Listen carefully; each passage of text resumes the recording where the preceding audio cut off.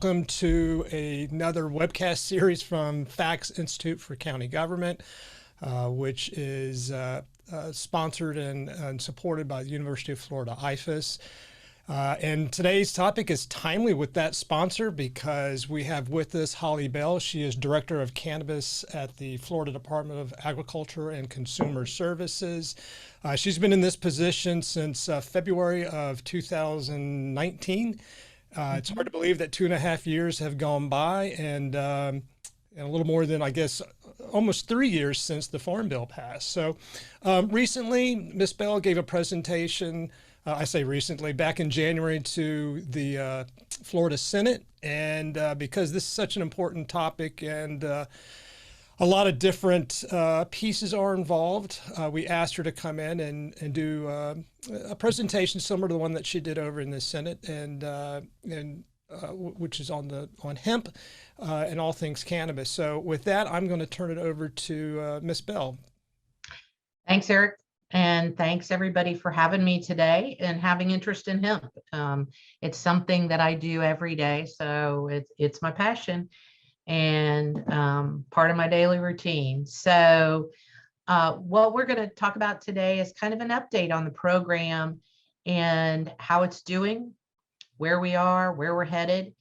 I do work from home, so I am going to just be real and honest. I've got a giant schnauzer with me who's my constant companion and right here listening to me as I present this.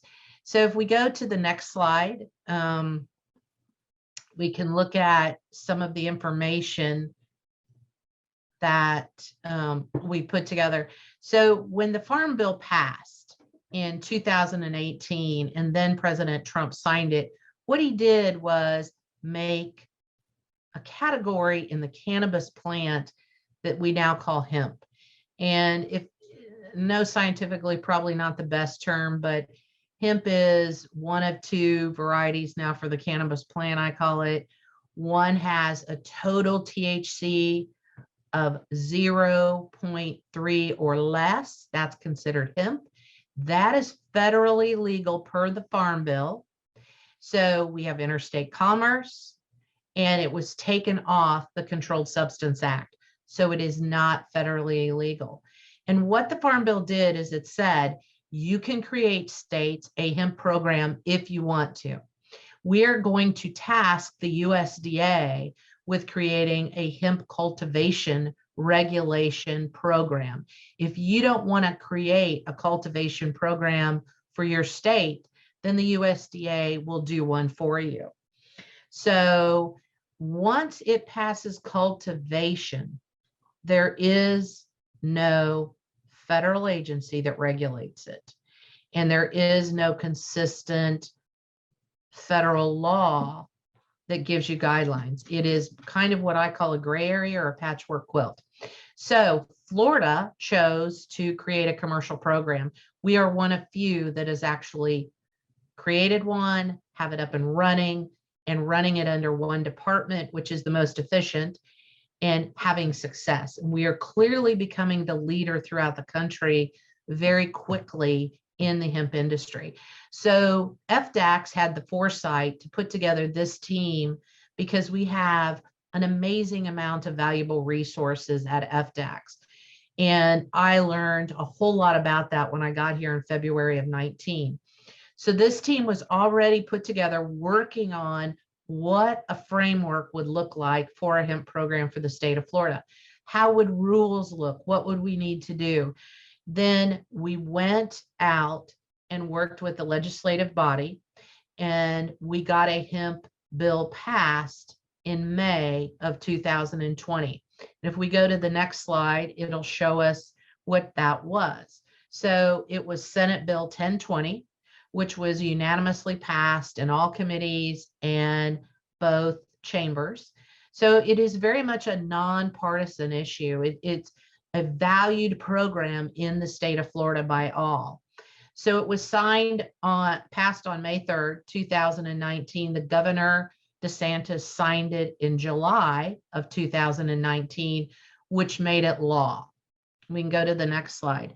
Once it became law, we were tasked with getting our rules created. And these are the rules that we created, put through the process, and had up and ready to go in January of 2020. So in a 6-month period, we got 5 rules written, workshopped, posted, and ready to go. That's kind of a record time. I'll give you an example. The medical marijuana program has been around a lot longer than the hemp program, and they still don't have their rules done. So I'm very proud of this team and what we were able to accomplish in the 6-month period. So if we go to the next slide, it shows us and talks about our website. So one of the things that we chose to do was we put this up under food safety. And that's because the legislative body defined hemp as something ingestible, something you put in your mouth and swallow. And when we did that, we put it up under our food statute and food guidelines, because if it's good enough for food, then we felt like it would ensure that consumers were protected on the hemp side if they were ingesting this product. And our website shows you everything you're going to need to know about the program. Go on to the next slide. So hemp food establishment, that is something that a lot of people get confused on. So when I got down here, CBD was being sold everywhere. So we did have to hurry up and play catch up, which is one of the reasons we got this program rolled out as quickly as we did. So in January of 2020, the food safety group started issuing hemp food establishment permits. Now, let me make this clear. Anybody who is touching hemp after it leaves a cultivation field needs to have a hemp food establishment permit. They're good annually from January to December, and they cost $650. So it doesn't matter if you are extracting it, processing, manufacturing it, distributing it, wholesaling it, warehousing it, or retailing it. We call all of those permits one thing: a hemp food establishment permit. You're going to apply online by clicking in this upper right hand corner on our website you're seeing, and it's going to take you to an online application where you can apply and pay. So your inspection will be different based on what you're doing, and somebody's going to call you to ensure that. So let's go on to the next page. At the bottom of our webpage, also, we have all of these resources to include the bill, the law, consumer alerts, anything you would ever need to know about anything you're doing in our industry is out here. You may have to hunt a little bit. If you get confused, you can reach out to us and we'll direct you immediately to that. So let's go to the next slide. We put this together, which is available if you'd like it. I've actually handed it out to several local business and tax officers in local offices throughout the state. And I actually made pads of them so they could keep them in their office and hand them out. But it breaks it down and shows you, if you're doing this, what do you need to do to get a permit? Who do you call? Where do you go? Where's the link? And we think we've made it real clear here. So if you are growing, that is our Department of Plant Industry, and they are going to help you get a cultivation permit. The only thing that will stop you from getting a cultivation permit is if you are convicted, and please note I'm using the word convicted, narcotics felon in the last 10 years, you will be denied a permit. If you're not, and your background check has no other red flags or is clean and comes through, you will be approved for a cultivation permit as long as your information and your zoning, so it has to be agriculture or industrial, is appropriate. You will get a permit. A couple other things to note on this is, and I get this question a lot, We're not making anything that goes in our body. We're making bath bombs. We're making lotion. Do we still have to go through FDACs? That is the one exception. And you'll notice down here, the second one from the bottom, topicals. That actually is a license through DBPR, and it falls under the cosmetics rule. So you apply to them for that permit. And then there's some fine lines between restaurants and, I'm a restaurant, let's say maybe like Cracker Barrel, and I have a store next to where I am, and I'm going to sell CBD products. Do I still need a permit from us, from FDACs? Yes, you do.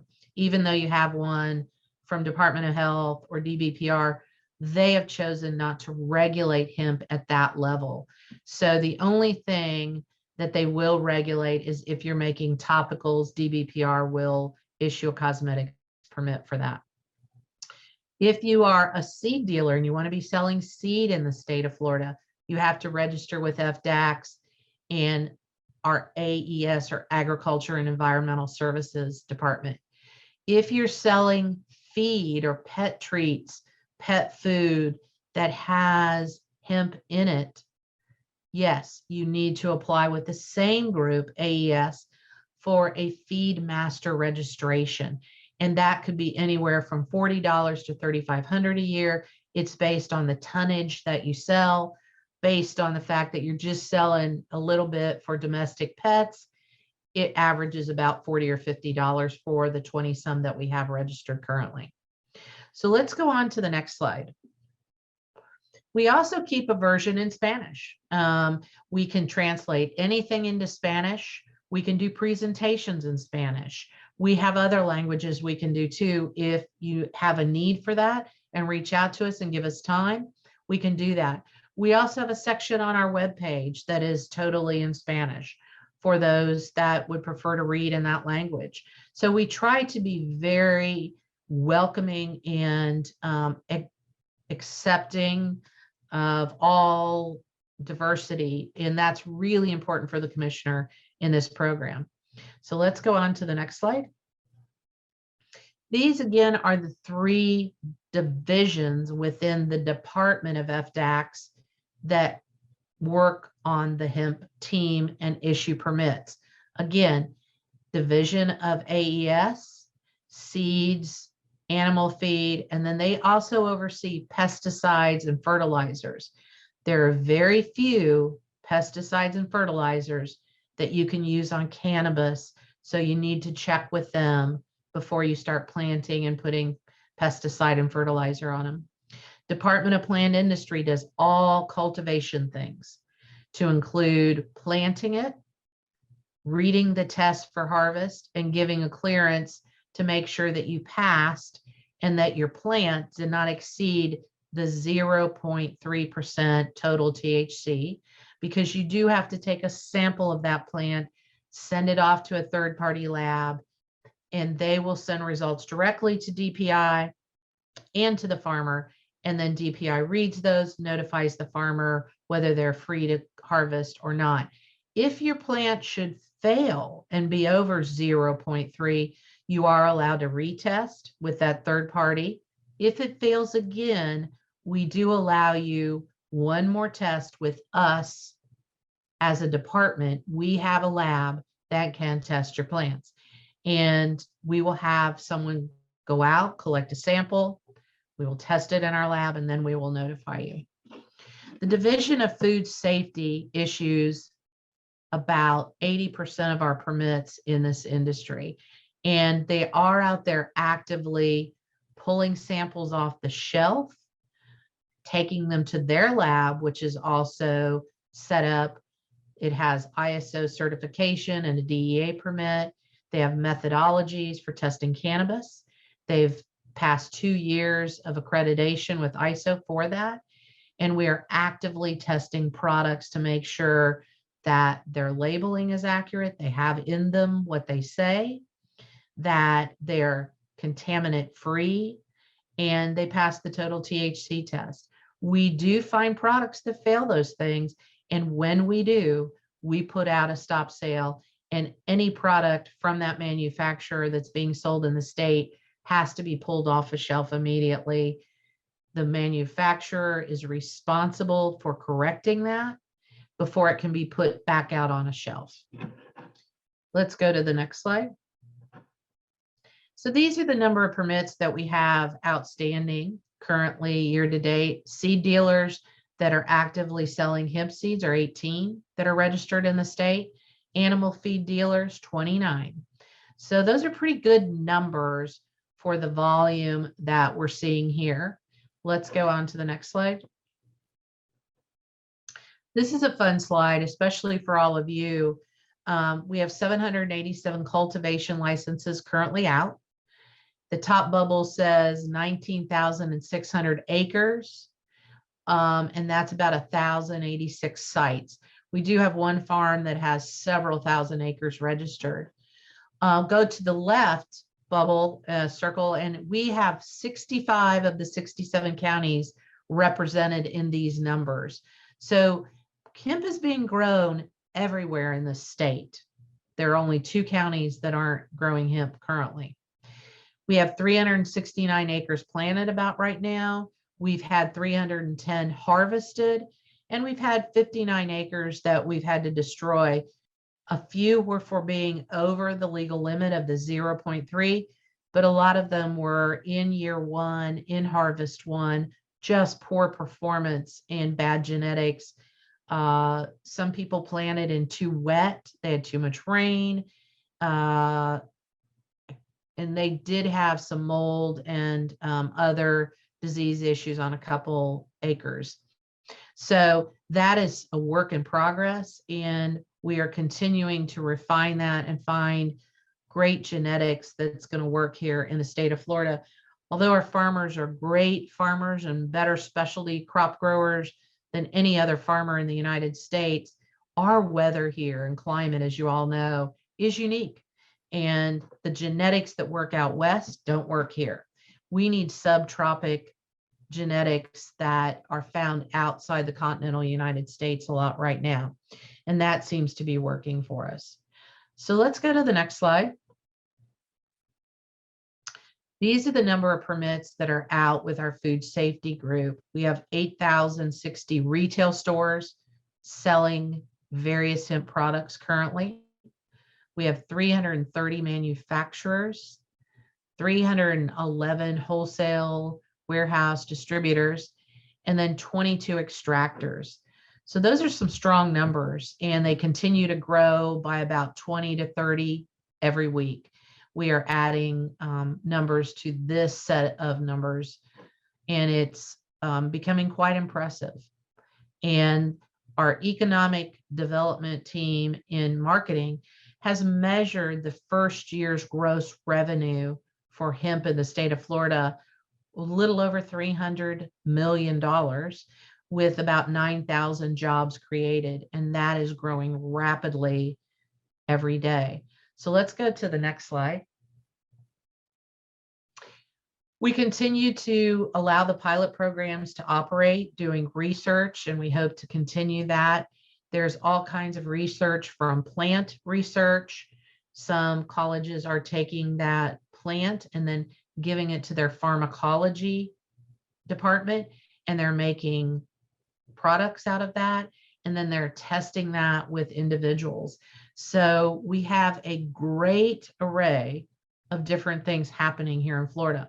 We are starting to see things on what I call the fiber side, because most of the industry so far has been what I call the essential oil, which is making CBD and other various products that people would take, to the more industrial fiber side, where anything you're looking at in the room you're sitting at could be made out of hemp. And I'm talking carpet, wood, drywall, insulation, clothes, shoes, body care products, food that we eat, hemp hearts, hemp seeds, hemp powder, protein powder. There are a lot of industrial uses for hemp that we just now are starting to tap into. So I'm very excited about that and the future that we're going to see with that. So let's go to the next slide. I always like to include this because I can talk about all these numbers and everything that's going on, but for all of you to actually see real time in my area or a geographic area what's happening is always a good thing. So at exit 283, there was a vacant highlight facility that had been sitting on Hamilton County's books for quite a while. It sits on 32 acres and the facility is well over 100,000 square feet. Greenpoint Research bought that facility and they have now employed about 20 people, and they are actively building out that facility and trying to bring in and make it kind of a hemp complex. And then about 10 miles away, they have a few farmers that are growing hemp on their farm. Let's go to the next slide and look at that. They grew about 110 acres in year one. And what you see sitting on the back of this truck, those are these white plastic bags, and they're full of hemp that's been harvested. And I went out to the farm right before harvest on that 110 acres that they grew all outside. They were beautiful, large, healthy plants that just looked fabulous.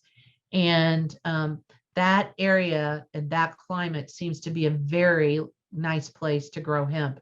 And they're continuing to have success again this year. So in Hamilton County, exit 283 by the Busy Bee, we're having a lot of good luck with hemp, and that facility will continue to grow. So let's go to the next slide. So let's go on down I-75 to Ocala. And in Ocala, it's becoming quite a little mecca. It's a great geographic location for the state. And this qualifies for what's called a qualified opportunity zone. And most of you probably know what that is. So this is the Knox Horticulture Building, and they are doing various things in the 63,000 square foot facility. You see a processing machine set up here. They are looking to do some genetic research. Then if we go to the next slide,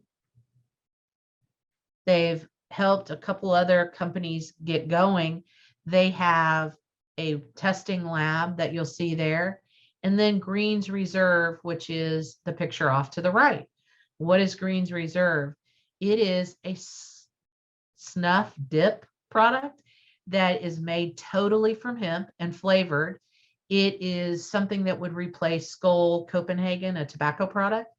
So they got started about 8 months ago, and you will now find them on Amazon and in most convenience stores that you go into when you walk around the state. They also are being picked up by some ball teams to include baseball, football, and we'll see who else will pick those up. But they are having huge success and are now expanding outside of the state of Florida. The wonderful thing about products like Greens Reserve is they're using hemp that's grown here by farmers here. They are having someone here process it, chop it up, make it what it needs to be, and then they are manufacturing the product here in Ocala, packaging it up, and then shipping it out from here.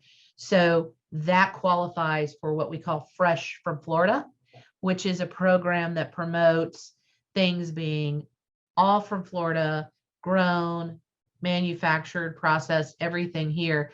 And it promotes the local economy in the state of Florida, which is what the commissioner had a high priority for also. So let's go to the next slide. We go on down to Umatilla, where the Treadwell family, which actually originally got into the medical cannabis program as one of the first permit holders. They have been an agriculture family on both sides. Jamie is the Treadwell member standing off to the right. They have been an agriculture family on both sides of Jamie's family for over 100 years. Her father and mother have been nursery people, growing ornamentals and various things for well over 50 years here in the state of Florida. So they really just know how to grow anything and do it right. They have an indoor grow in the Eustis area. And then they went to Umatilla and bought an old citrus packing plant and have repurposed it into a hemp facility where they bring in the harvested hemp. They have a drying room that's vacuum packed and very secure. They also have a freezer room where they can freeze it. Then they have an extraction facility where they can run that beautiful flower you see them handling there through the extraction machine and make an oil. And then they can take that oil and make a product out of it, a tincture, a capsule, a bath bomb, whatever they might need. And they also have started doing what I call white labeling for others here in the state, where they have formulas for a hemp product that they want made. And Jamie and her family and their facility are doing that for those individuals. So let's go to one more slide on the Treadwells. And this you can kind of see where they are getting that beautiful flower from is they went out in the local area to farmers that they knew and put together a coalition of about 10 farmers. They are buying everything those farmers are growing. So they've created a little ecosystem community there in that area for growing it, buying it, processing it, manufacturing it, and then pushing it out for sale. And it's working beautiful. She's got some beautiful products, and she really has a vision and a passion. In the slide at the bottom, the picture with her in the black t-shirt with the green behind is actually inside their grow facility. And those are mature plants, and those are beautiful flowers you're starting to see come out that they will then harvest in about another 3 weeks from that picture. And they just smell very fragrant and deliver a very good quality oil that makes a beautiful product. And then the upper right picture is her and her dad in one of their outdoor grow facilities. And you can see the farmers grow. There's a white strip. They're growing in on strips of plastic with drip water system to control the water because it doesn't like to get overly wet. And it also controls the weeds for outside growth. So let's go to the next slide. Global Widgets. That is a manufacturer in the Tampa area in an industrial zone that took an empty, vacant 100,000 square foot facility, and they are manufacturing over 1,000 different products on a weekly basis out of that facility. And they're employing well over 100 people, 190. They're well over probably 200 at this point. And they had to go up the street and get another facility because they ran out of room in their current facility. And you can see by this picture in the upper left corner, it's very sterile, very clean. You got to wear gloves. You got to, wear jackets. You got to have hairnets. You got to have mask on. And the mask is required. Even this is not a COVID thing. That's just because of the level of manufacturing they're doing there and the safety that they have. So they are our largest manufacturer in the state of Florida. They're grossing, I would guess, probably over $40 million. So if you look at economic impact for that area, this is a beautiful example of what it can do jobs-wise, tax-wise, revenue-wise for your geographic area. So they are shipping these products all over the United States and soon to be the world. And they are what we call a white labeler, meaning people bring them their need for manufacturing, their formula, their labels, what they want, and they do that for them. So this is a great success story. Okay, let's go to the next slide. So that is kind of where we are year to date. We are having great success. We continue to refine our numbers by sending out surveys, and we will know. But a lot of times people want to know, okay, who do I go to for questions? I don't want to bother you all the time, Holly. You're welcome to reach out to me anytime, But we've created these various mailboxes for very specific questions. And the first one is just general questions. It's cannabis@fdax.gov.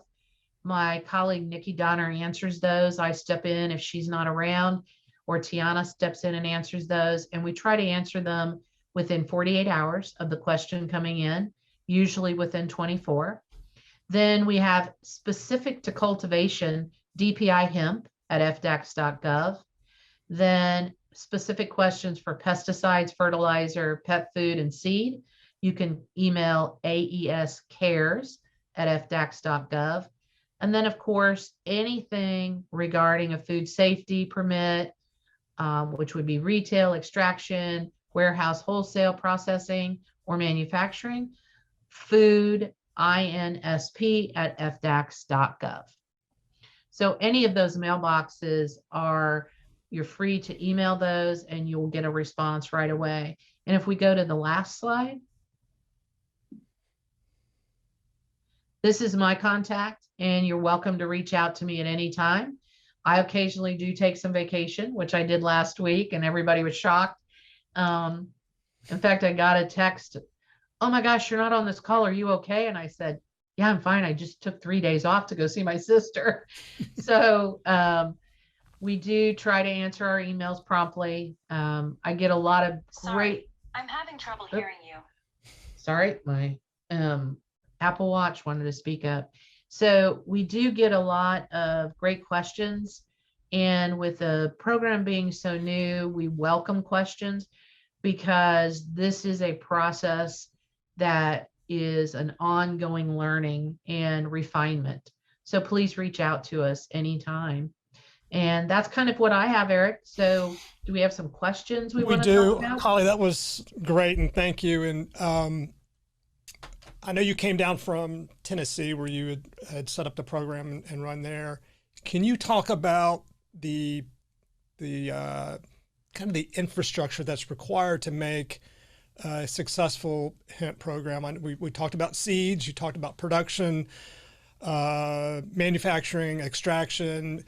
So, and there's a whole distribution component to that. Can you just sort of talk about how that fits in and where a piece in that chain might be missing, where you would have maybe someone who'd like to cultivate but can't because all the infrastructure pieces aren't in place? Yeah, so it seems that infrastructure is in place for essential oil hemp, which is the one that grows the flower and we squeeze out and make CBD for the human consumption or topicals. What's missing still in the state of Florida are a strong infrastructure and plant genetics that will work in Florida for fiber.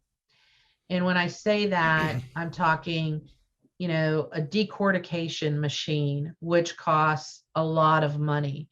We've got one here in the state of Florida, but I can't grow enough fiber to feed that machine yet because the genetics for fiber to grow in Florida just haven't caught up with the legalization yet.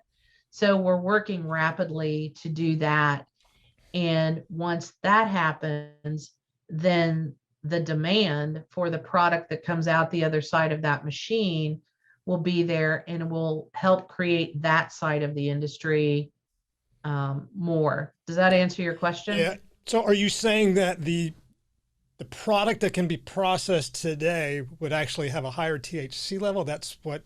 Is that the part that's not catching up yet, or? No, it's just, it has nothing to do with THC. It has everything to do with the plant growing here. It just doesn't grow. And instead of having a 10 or 15 foot tall plant that has a strong fiber or herd stalk, we're getting these short, underperforming 5 foot less plants that just aren't worth anything. So can you talk a little bit about some of the research that's going on through some of the universities? And I'm assuming that's some of the stuff that UF-IFAS is probably doing, trying to figure out if they got the right cultivation up in Gaston County, for example, versus down in Citra and South Florida Homestead. Yeah, so they grow at numerous locations, and Zach Brim runs that program along with Jerry Fankhauser, and they are working rapidly trying to find a fiber genetics that's going to work. And I'm hoping this growth season will be on to that.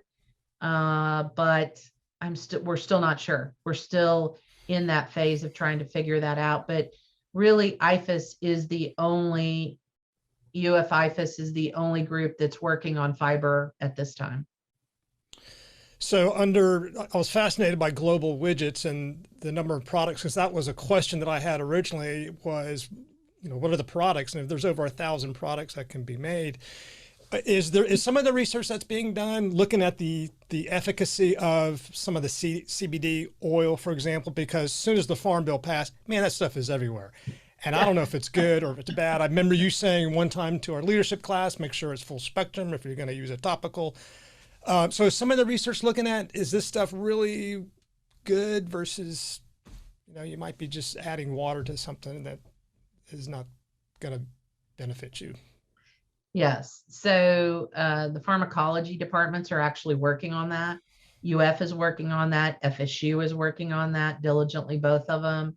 And I believe UCF also has some trials out.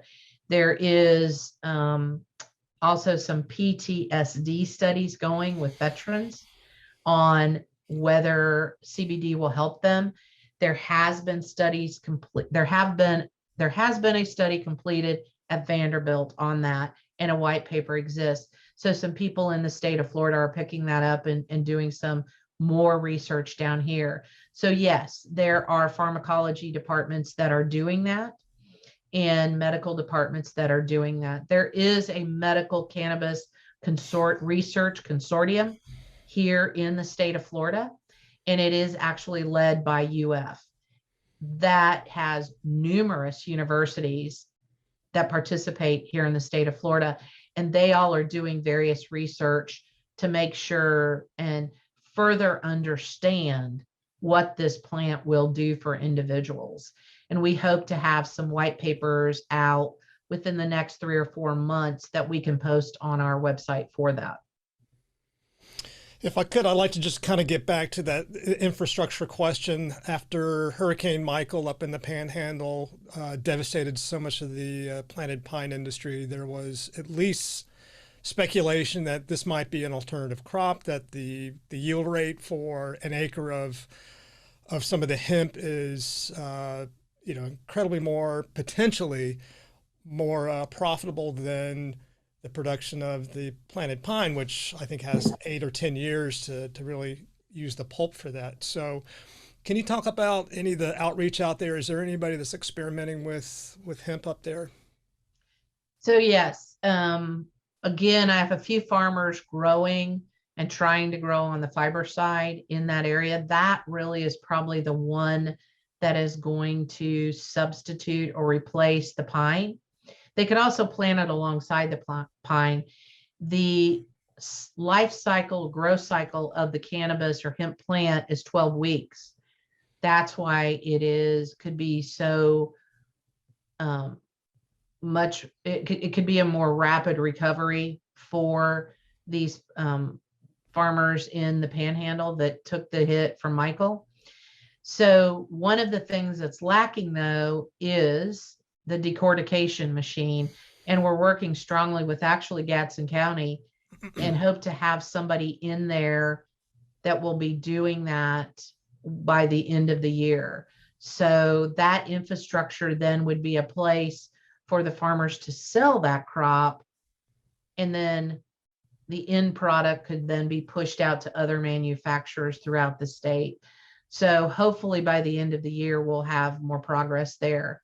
And we're right at midpoint of the growth cycle for planting. So I'll know in the next month how those plants are growing up there. We're keeping our fingers crossed that they're going to do well. One of the first things that will be sold on the more industrial side here in the state of Florida is bedding. And right now, what I found is And this is a fine line I walk as a regulator of, I'm not supposed to be out there doing business development or economic development, but yet we got to get the industry going. So it's a fine line. And I do partner with Enterprise Florida and others. They're very gracious and try to help. So I learned that we have one shipping container a week coming into Florida from France with horse bedding material, going to the horse industry down in the South. And so I immediately said, whoa, time out. Why isn't that coming from here? So we are reversing that. And we found a way. We actually found some farmers that were growing their essential oil. We asked them to retain the stems and leaves, the non-flower part of the plant, and not throw it away or compost it, and sell it to the people that have the decortication machine so that they could start to make some bedding and sell it to the horse industry. So that started last month, and we're just doing our first round. So we hope to replace Love France, but golly gee, I like those farmers, but I'm going to support my farmers here first. So we want that to be grown, processed, and sold here if they're going to be using it here. And we are working on that diligently right now. We also are looking at the possibility of doing a study where at a horse park that the state owns, we would be able to put some bedding there with hemp, let the horses rest on it, and then do some blood draws to make sure that the CBD, THC, nothing is getting into their system that is prohibited by the show industry, the racing industry, and prove to the industry that it's a safe bedding for those horses. So we are looking at all kinds of things like that to help launch that side of the industry. That's great. Just two more quick questions. I noticed on one of your slides you had, I think it said that about 19,000 acres had been licensed for cultivation. Yes. But I think less than 1,000 were actually being cultivated. Is that, I was just curious about the discrepancy in those numbers. So they can get a permit and be licensed to, or be allowed to grow on X number of acres, but they don't have to. So the disconnect is the lack of genetics yet and the support of the industry. And so you would ask me, why would those farmers permit those acres if they're not going to grow on them? First of all, the cultivation license is free. The legislative body didn't feel that anybody should pay for that. So it doesn't cost them anything, but it also tells me where they're gearing to and the volume they have. So there are large manufacturers like soda manufacturers, drink manufacturers, food manufacturers that have said, if you can grow enough acreage, I'll do a contract with you to buy all that to start testing products with hemp in it. So they're in talks with them to do that and preparing for that. And I do believe one of the reasons that they get those acres approved is to show them in an LOI the intent and the capability here in Florida. Great. Last question, because we're the Florida Association of Counties. Any thoughts or recommendations on how local governments can help promote the industry? Yes. Reach out to me and let's put a plan together. Let's start to talk about what vacant buildings you have in your county. Because believe it or not, I get calls, and I got one yesterday. Hey, we've lost 2 buildings. Do you know any more that are available? Here's kind of what we're looking for. Could you spread the word? So my question to all of you is, do you have a bulletin board that I could, or one contact that I could push out? Hey, I've got somebody in need of this type of facility. Here's their contact information. we need to develop a communication back and forth that would promote local counties and the industry together. So that just spreading the word and networking and connecting people, how do we best do that? And I don't have all the answers. Reach out to me, or, you know, through your group, let's start that, because then I can direct people there and say, I don't know firsthand, but here, go to this place, and somebody will be able to list, help, or assist you in finding a facility. And I probably get 1 or 2 of those calls a month. Well, you can count us in. So we would love to share information with your office, and That'd be great. yeah. So, well, And I Holly, can give one last thing I yeah. will share with you. I can give you some role models of a couple counties that have jumped in and done some economic development. Gadsden and Hamilton would be 2. Reach out to them, because they created the perfect environment for these facilities to thrive and start. Well, this has been fascinating, and I think when you were appointed by Commissioner Freed, you said this was 80 years in the making. I think that was the quote, that it had been stalled for 80 years, but Yeah. it's finally here. Thank you so much for coming on, and this is just a fascinating topic, and we appreciate you helping us come up to speed. Oh, you're so welcome. Thanks for asking me, and thanks for all you guys do.